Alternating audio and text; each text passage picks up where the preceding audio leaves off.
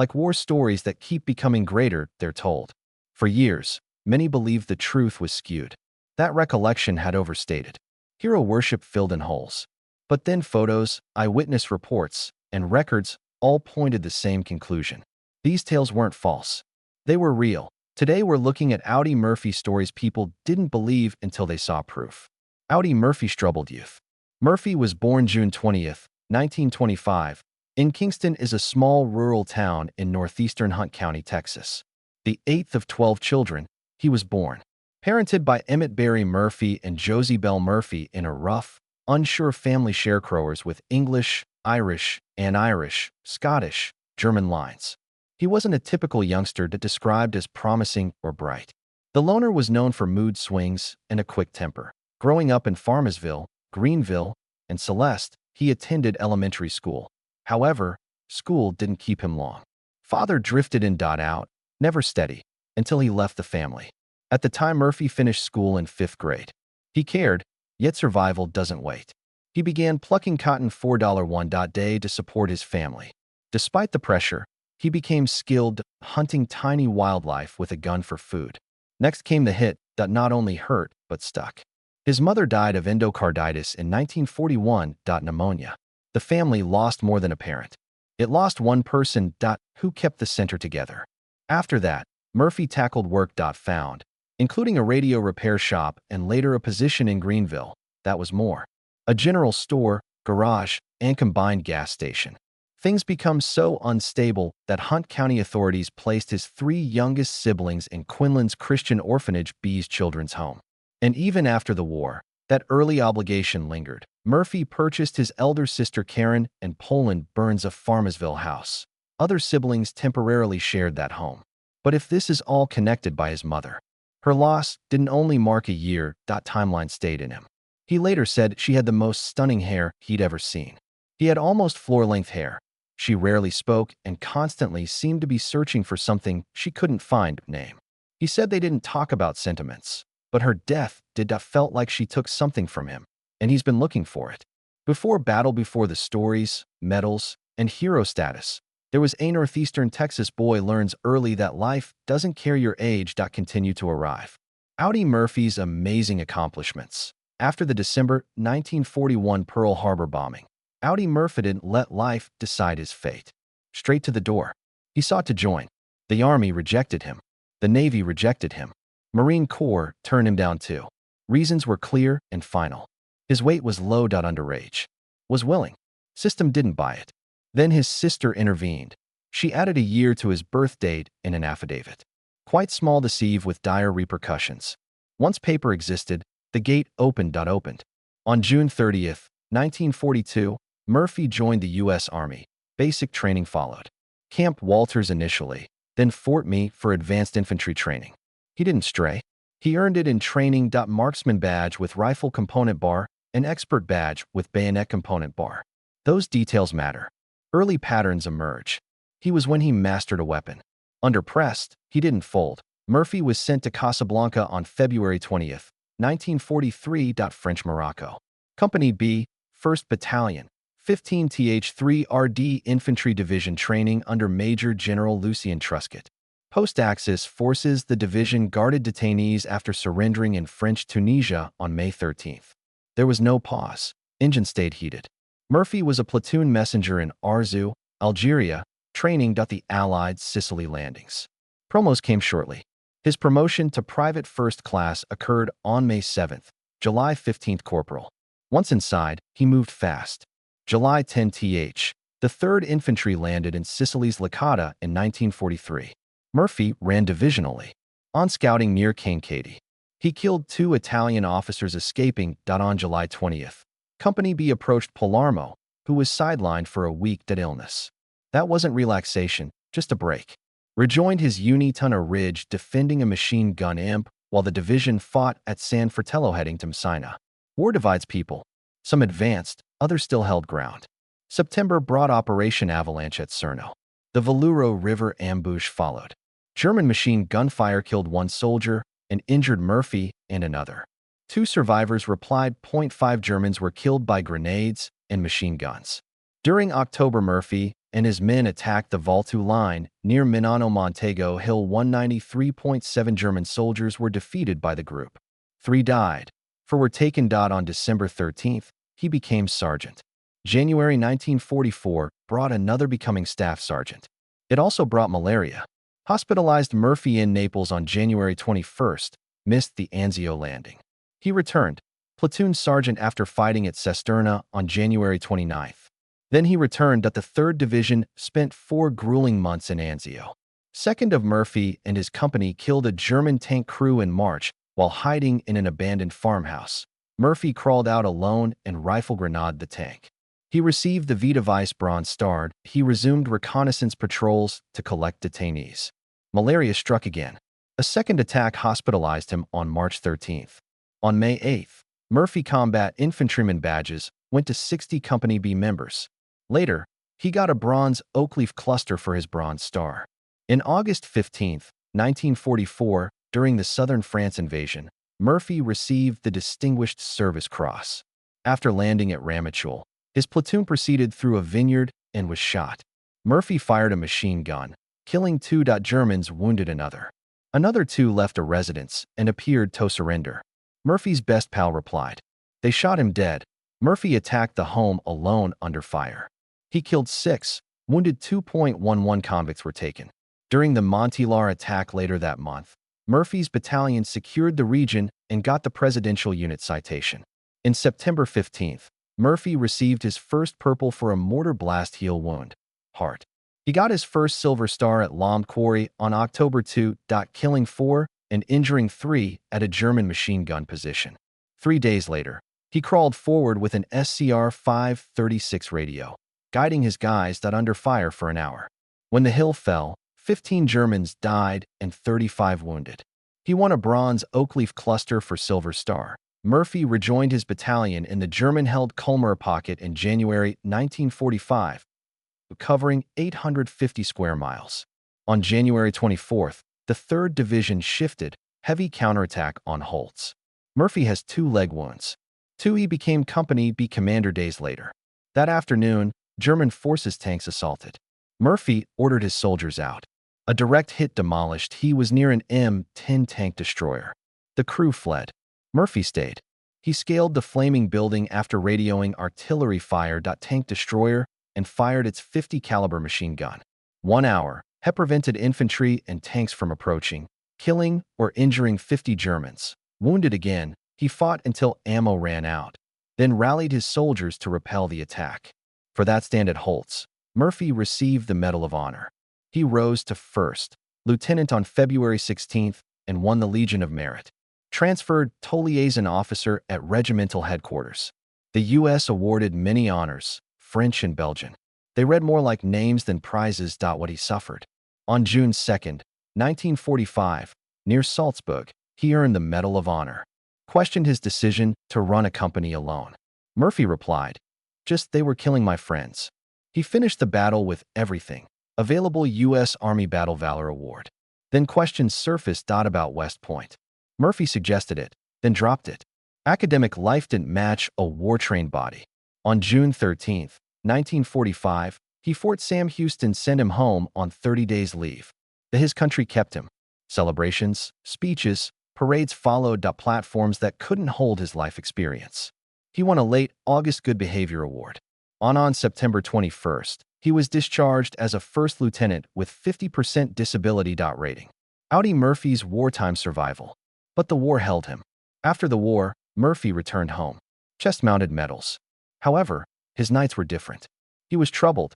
Sleep felt unsafe due to insomnia and melancholy. He carried a loaded pistol. Pillow, not as a dramatic move, but to show his body's tension. His thoughts was still when everything should be normal again. The June 17, 1947 post-revised medical examination made it clear to terms. Headaches, vomiting, or nightmares. His medical records even observed that he needed sleeping drugs to avoid nightmares, which is telling. He wasn't chasing comfort. Door continued flying open as he tried to close it. And years did not suddenly improve him. Strain dug deeper. His post-traumatic stress worsened his moodiness. Friends and co-workers found incidents disturbing. Dixie Wanda, His first wife Hindress later claimed he held her at gunpoint. She also saw him coming apart, guilt-ridden and crying, while watching German war orphan newsreel. Detail matters because it demonstrates he was troubled by more than his actions. It was what he saw that he lived and couldn't undo. He once sought a softer outlet. He wrote poems shortly after leaving the army. He seemed to be hunting for a place to put his unfit bits. His cross poetry expand on Anzio featured in his book To Hell and Back, but it was a fictional figure, Carrion. Even on the page, you can feel that half-step back, like he wanted to say it, but couldn't face it.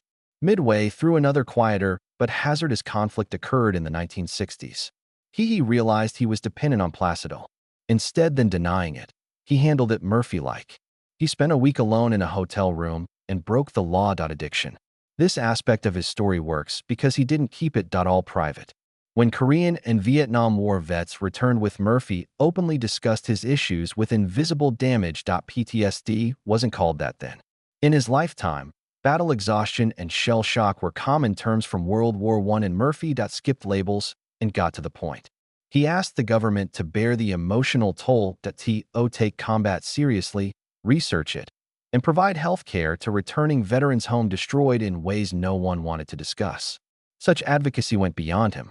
5 months after his 1971 death, Congressman Olin Teague introduced the Audie Murphy Memorial 5A Act. San Antonio 1973 Hospital. Recently joined South Texas Veterans Healthcare System. Murphy wasn't only a bravery icon, so it fits. In battle. He spoke for what followed.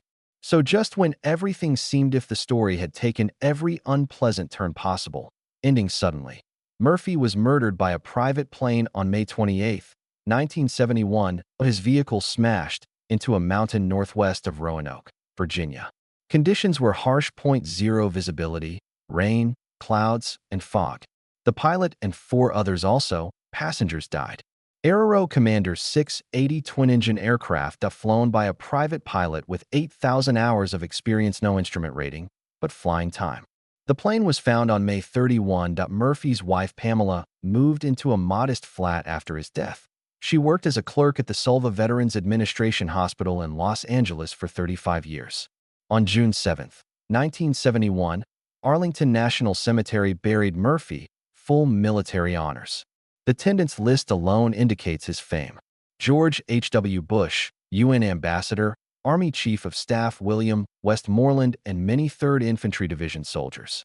His grave is in Section 46 across Memorial Drive from the amphitheater, and a special people kept visiting, so a flagstone walkway was erected.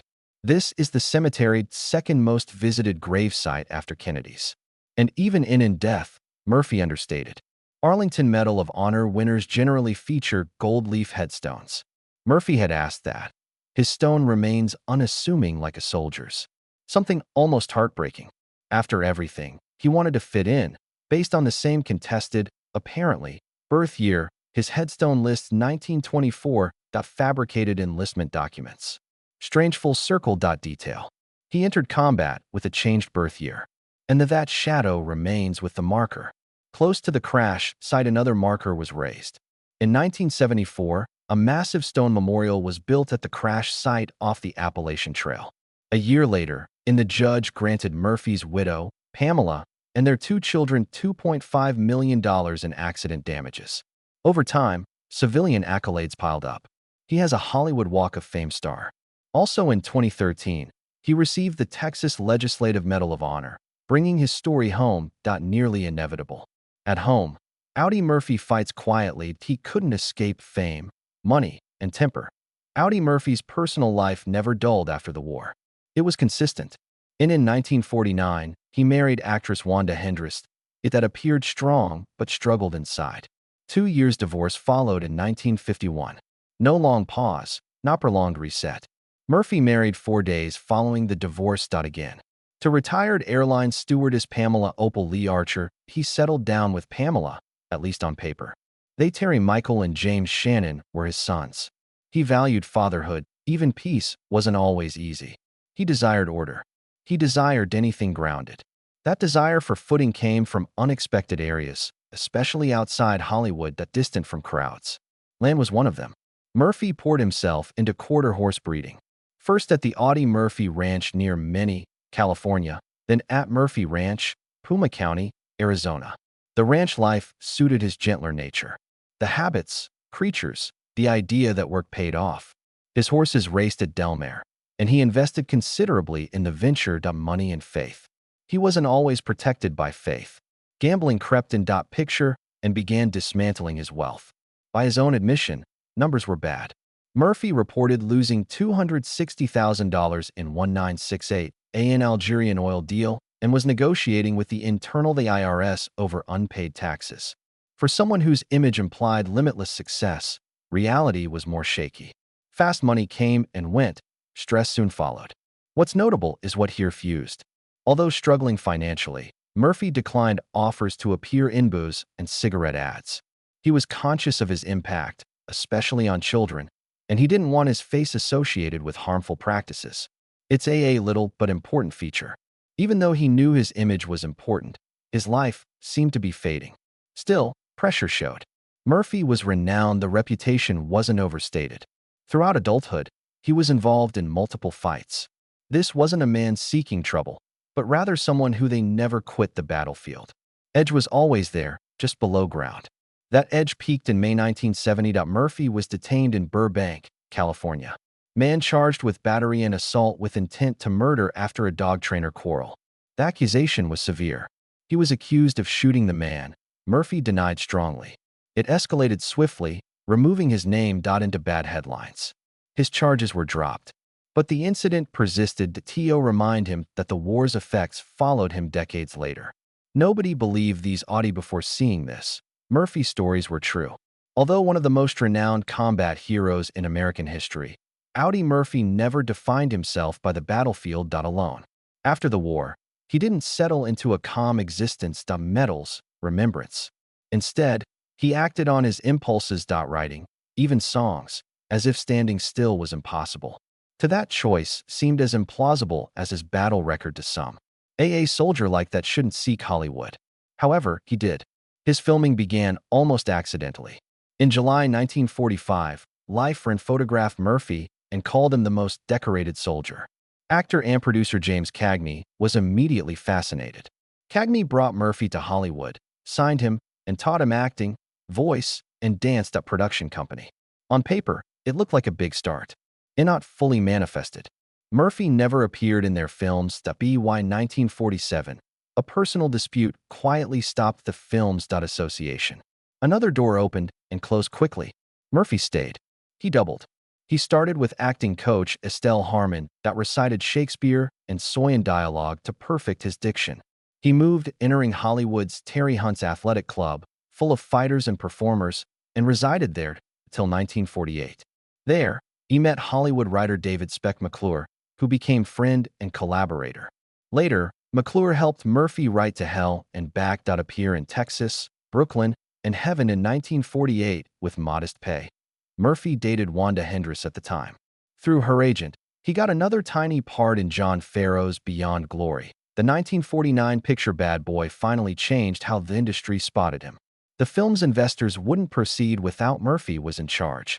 Allied artists worried about they agreed to center the project around an inexperienced actor. Murphy's first main performance, Bad Boy, showed he could carry a film without relying on others. His war record.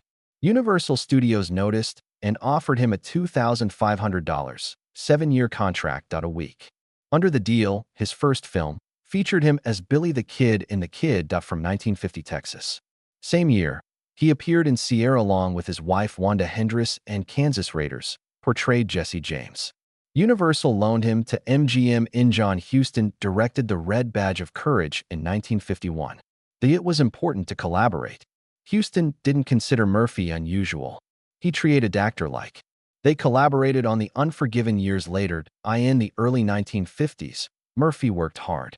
Made the duel at Don Siegel, Column South, Tumbleweed, and Destry Follows Silver Creek, another Destry remake. Westerns became his path. Fit him naturally. Quiet guys, tough choices, weighty violence. The 1955 picture To Hell and Back changed everything. Adaptation of his memoir. Murphy resisted self-play. Reliving at war on television wasn't his first choice, but he accepted, The results shocked critics and audiences. The film was the biggest hit in Universal Studios' past. People doubted stories suddenly were shown without hyperbole, grounded in Murphy's restrained acting. To promote the film, Murphy featured on What's My Line, Colgate Comedy Hour, Toast of the Town. He wasn't showy, that was quiet, but his presence echoed. And his partnership, the collaboration with director Jesse Hibbs, led to several additional films, including Walk the Proud Land, Joe Butterfly, World in My Corner, Ride a Crooked Trail. Because Hibbs knew Murphy's constraints, the collaboration worked that leaned into them instead of forcing him to change. By the late 1950s, Murphy began handling more difficult roles. Starred in The Quiet American with James Stewart and Dan Dura in Night Passage, one of his most acclaimed roles. Playing a stealthy, dangerous hired killer in No Name on the Bullet. Critics responded to the restraint, lack of arrogance, and sense of weight existed beneath the surface. Murphy entered television during this time. He appeared on StarTime episode, The Man, with Thelma Ritter, and later appeared in multiple episodes of the Big Picture, U.S. Army series. Cooperation earned him the 1960 Distinguished Civilian Service Award. Even off-duty, the military thread stayed with him. Murphy developed creative relationships behind the scenes. Relationships. Claire Huffer and the Willinghams collaborated. Him on Whispering Smith, Battle at Bloody Beach, Bullet Bad Man, Arizona Raiders, 40 Guns to Apache Pass. His last appearance, 1967 Western. His final picture, A Time for Dying, authored by Bud Botacher, whom Murphy met in a boxing gym years before. Not expected by most is that Murphy wrote poetry. David McClure worked on To Hell and Back. Found leftover verses in Murphy's apartment. One was the eerie poem. A fictional soldier writes the crosses grow on Anzio. Only 2 more poems survived. Freedom Flies in Your Heart Like Ya Eagle was later mentioned in a speech and set to music. Music was another outlet.